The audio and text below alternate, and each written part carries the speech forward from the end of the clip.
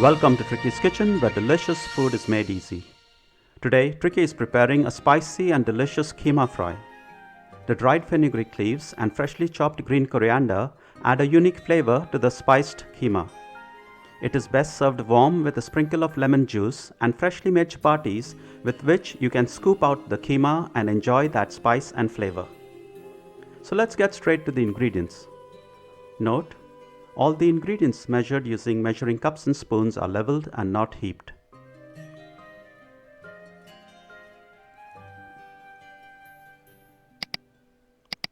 Method: heat oil in a pressure cooker, then drop in the whole spices, which is the Cumin Seeds, Cardamom, Fennel Seeds, cinnamon stick and cloves. Fry.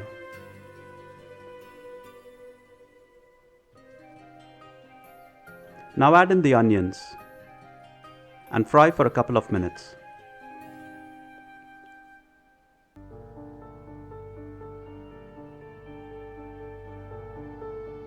Add in the bay leaves, salt, chopped green chillies, and the ginger and garlic paste.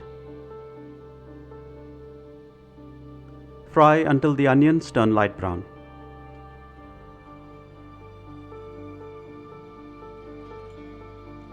Drop in the chopped tin tomatoes and fry well until the water evaporates.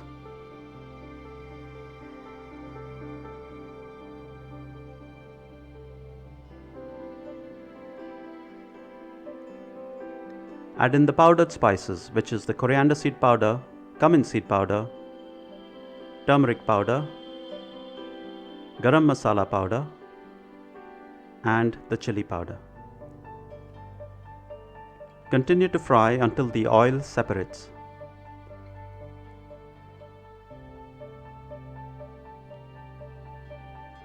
Drop in the minced meat. Fry well until the meat changes color.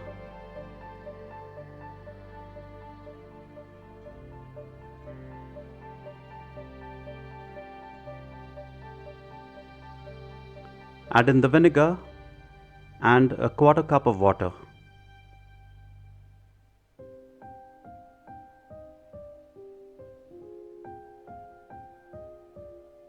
And mix well.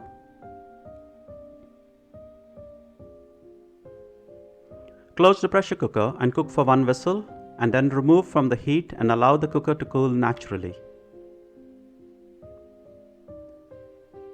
Note: check that all the steam has been released before opening the cooker.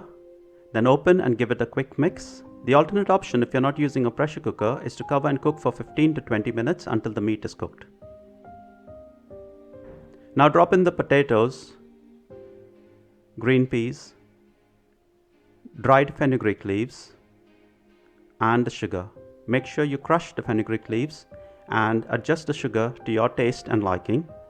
Then give it a quick mix. Cook on low heat until the potatoes are cooked.